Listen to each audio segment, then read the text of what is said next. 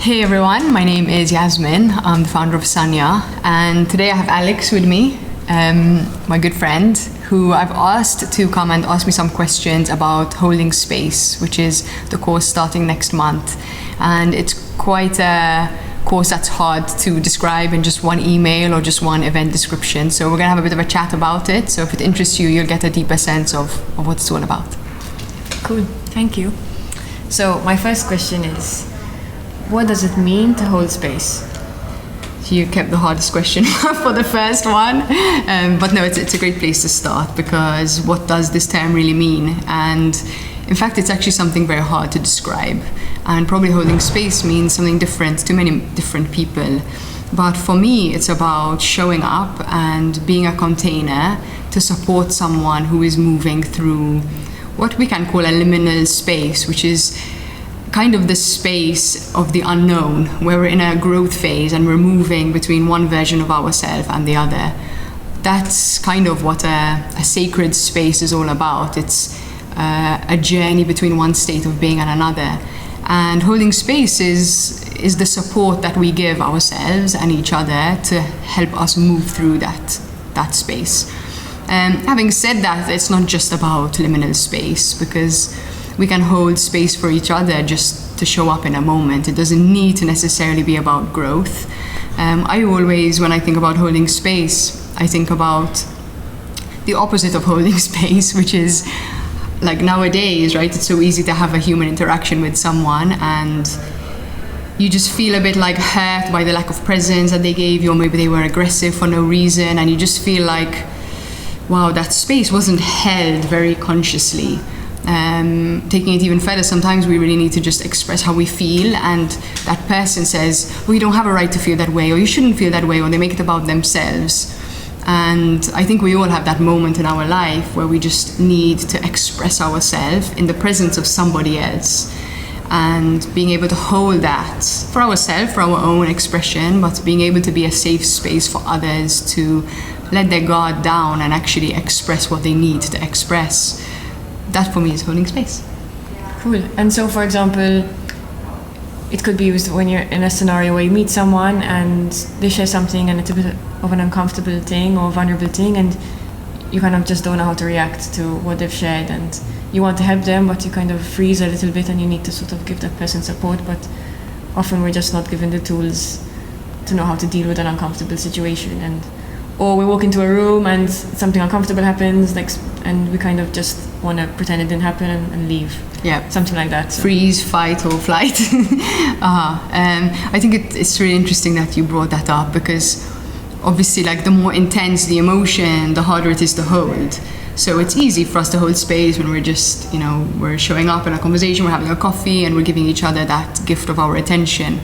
But when someone walks into the room and they're, for example, super angry at something that just happened, it's a lot harder to hold that space, which is why we do need training to understand how to deal with the intensity of emotion. Firstly, with our own, because if I haven't dealt with my own issues and my own anger, when someone turns up angry, I will reject it, I will feel overwhelmed, I will feel scared, I wouldn't know how to deal with it. But if I've already worked with anger and I understand it and I've made peace with it and I also see the beauty of it and that it can have a purpose, then it's a lot easier for me to just take that person and just say, like, it's okay, like, you can express yourself now, how are we going to move forward, or what are we going to do next? Okay, so like, how would someone benefit by doing this program? Like, why would I say, okay, I'm going to do this program because it will help me, like, for example, to do what? So I think the first is this course is a journey into yourself. So the first help is for yourself to deal with your own emotion, because many of the decisions we take, the direction we go in our life, is a product of how we feel. And those feelings are not always accurate. Like, sometimes we feel rejected, but we're not necessarily rejected, but we see and we perceive the people around us or the situations around us in that way. So cleaning out how we really feel and sorting through what I like to call our emotional inheritance, I think it's just something really good for us as individuals. And nowadays a lot of people are into self-care and self-love, and that starts with holding space for ourselves.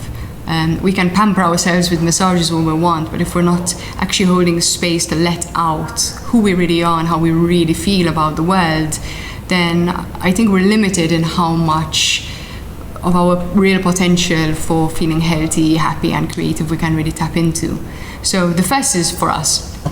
The second is obviously for others, because ideally we would all want to show up in the world as safe spaces for each other instead of causing each other more trauma, which is what we often tend to do accidentally or on purpose.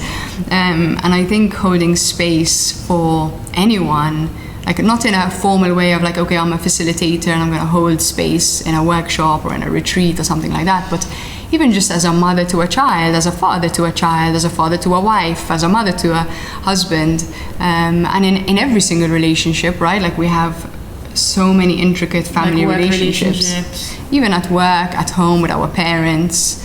It helps us to show up and hold space and be a container for love within our relationships.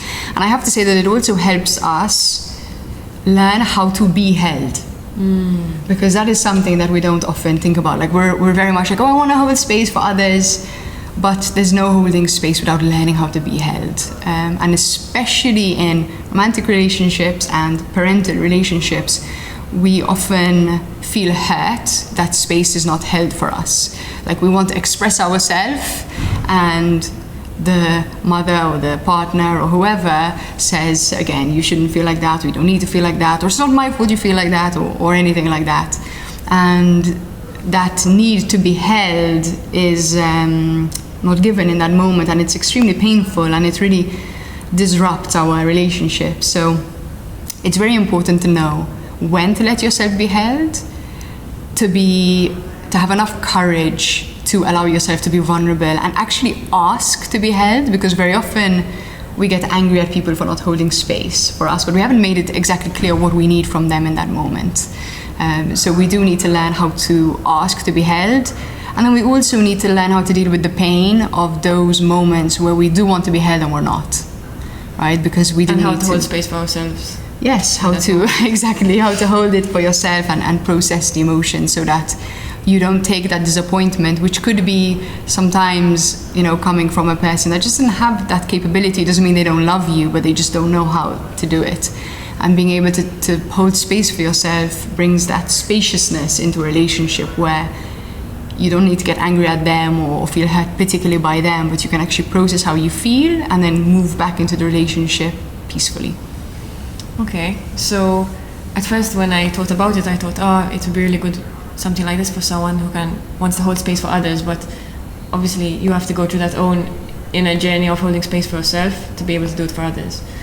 And I guess then my question is, for example, if I want to apply this in a work environment, or it applies to all types of relationships, for example, family, personal, romantic, work. So it doesn't matter if people have different agendas. This is going to be a course for all, let's say, all type of relating. Definitely. I think most people who do I would love for more people who want to facilitate to come to the course, because I think we can sort of ripple that forward, but most people who do come to the course don't have an ambition to specifically be a facilitator. I think the most benefit is in our intimate relationships, but also in the workplace, because leaders and managers should be people who are able to lead from a place of not blaming and not making people feel like they can't make mistakes.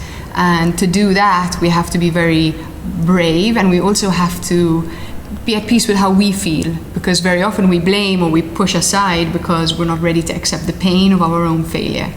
So these are all the kind of things that we work with in the course to let's look at that, like the fear of failure, for example. Let's work with it and release it, so that next time someone makes you feel like you failed, you don't need to take that personally, and you don't need to go into that defense like, no, I haven't failed. You can just be like, if I have failed, that's okay. I'm a human being.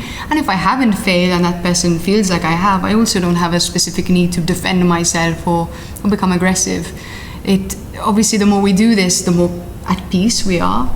And the more at peace we are, the more at ease we are, and the more people are at ease with us. Mm-hmm. And so holding space is kind of a natural byproduct.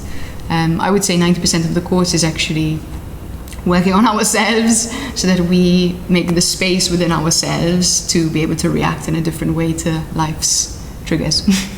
Amazing. And does someone need some sort of like something to be part of the course? Do they have to have a background in something, or can anyone just enroll and join? Or do they need some background, I don't know. I don't think there's specifically a background that you need, but you do need to want to go within. And wanting to go within means you are ready to show up and be authentic about how you feel. And that is going to include being vulnerable, because our authenticity is scary. That's why we don't do it so easily. So around the space, it's not really a table, but in the circle that we will create together, there will be moments where we need to share our pain, share our guilt, share our fears. And I think one of the most magical things about the first course, and this is why I'm doing it again, was that we really created that sense of trust as a group. Not just me, myself, but everyone together. And they created such a sense of safety that they felt that they could really be real and authentic. And it's just such a relief to not have to pretend that we have it all together and that we are perfect in any shape or form. And I think that in itself is really healing. I think the first group gave me this awareness of how important community is to the healing. So you do need to be ready to be a part of that community and show up and be authentic and vulnerable, and also be ready to connect with others and give them space and want to listen and want to support them. Okay, so my last question. Yeah. What can you say to someone who finds this a bit scary? Like someone maybe who finds it difficult to express their emotions even to close, like the thought of, I have to express my emotions to be vulnerable to people I just met and I don't know, that can be a bit scary for people who have never tried it. What can you say to encourage someone like? Being a bit scared is good because it means we're going to grow. What I always say, because I get this question a lot at Sanya, like a lot of people want to come to retreats and workshops, but the main fear is, do I have to share? Being seen. Do I have to share this, how I feel in front of others? And what I always say is that sharing is a gift. We are gifting our presence to each other. We're gifting the reality of who we are.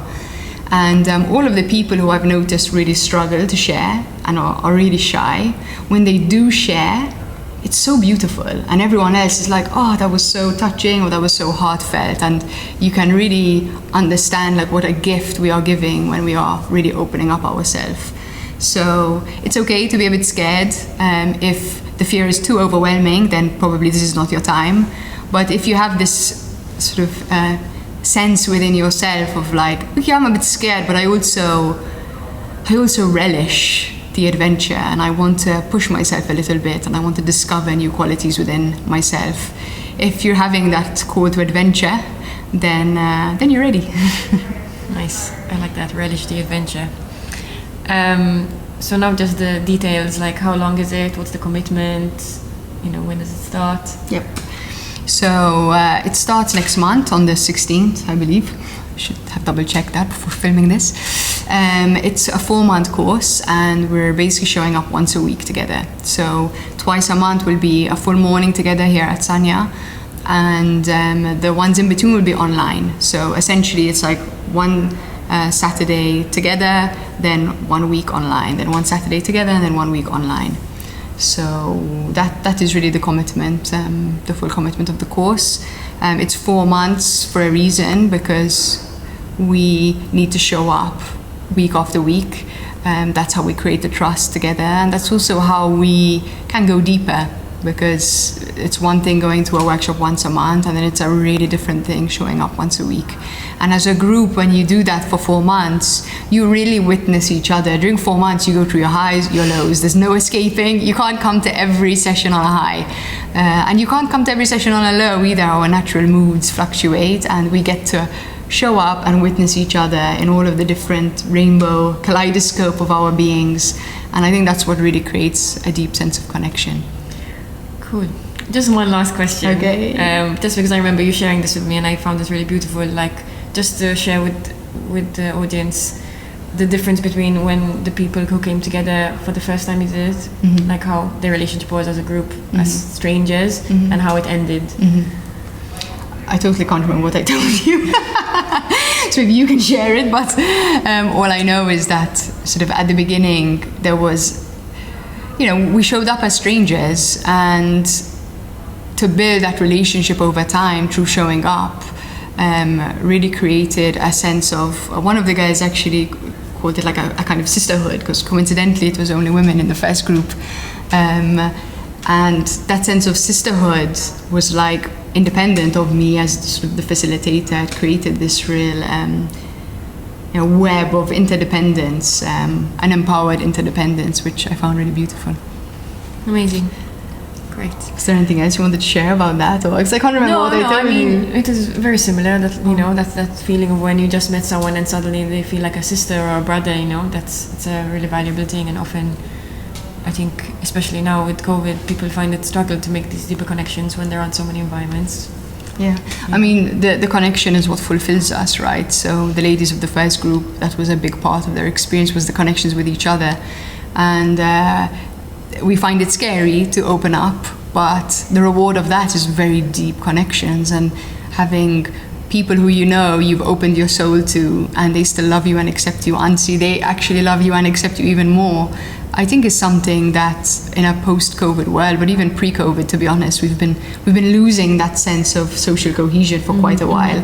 So I think it's a very precious gift. But as I said, like, we have to do the work. Like, the community is created together. So you have to be ready to show up and be a part of that. Amazing. That's all my questions. Thank you. And thank you to everyone for listening and being interested in a topic like this. It's something quite new.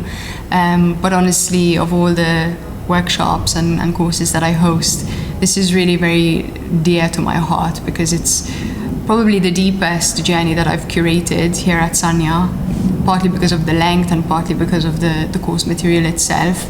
And I really believe that these kind of micro communities where we create this trust, this connection, this growth container together, ideally, like, this is what the whole world should be like. But we have to start in a little tiny group of 5-6 people and take it from there. So thank you for listening. And if you have any calling within yourself to join, then just drop me a message and we can have a chat.